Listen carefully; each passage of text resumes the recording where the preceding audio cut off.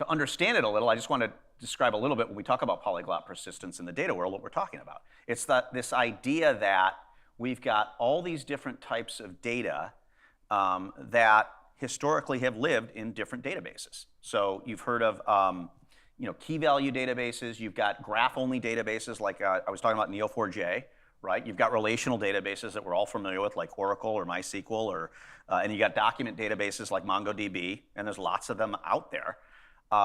And to build these sophisticated applications that we now have, you have to tie that information together. And that's this concept of polyglot persistent. Keeping multiple different data types consistent and synced up, and using ETL processes and integrations to allow you to do that. And that, again, is what allows you to do these complex applications, such as a booking site, hotel site, or travel site, or what have you. But along with it becomes challenges. For example, if you have a company, you're running a graph database, document database, relational database, you have to have in-house the skill sets for all those different types of databases, right? So again, that's a cost and a challenge. Secondly, the technology combinations. You now have the ability to choose different types of technologies based upon the use case.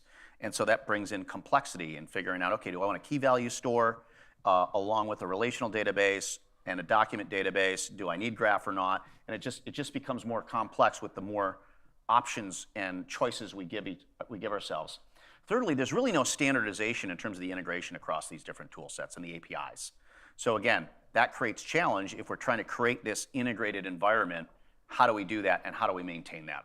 Fourth is the complexity involved. And again, anytime you're tying, I don't care if it's databases or something else, you're tying together these multiple systems to build a single or a unified experience or application, it's very complex and it's very hard to do. And one of the biggest challenges is adaptation. Over time, as you know, as soon as an application comes out these days, typically people want to change it. And when you're running in that type of environment, it just makes it much more difficult to adapt to changing business needs. And whether those are needs from internal people or your external customers, very difficult to do that. And then performance. Every time you're linking or copying data from one set to another, it's going to impact performance.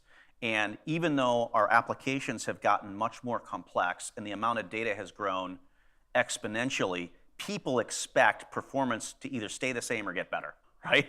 So it's these counterweighting challenges that seem to pull against each other. I missed the last one, which is multiple vendors. We did a deal with a telecom recently, and we came to agreement on the technology and the price in a month. But to get through legal took 6 more months.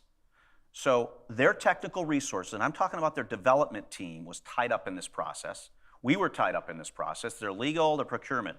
That's not an insignificant thing. It's not a technology issue, but it's not insignificant, which is why you see a lot of companies that want to simplify and minimize vendors. It's a big reason for that, and that's part of it.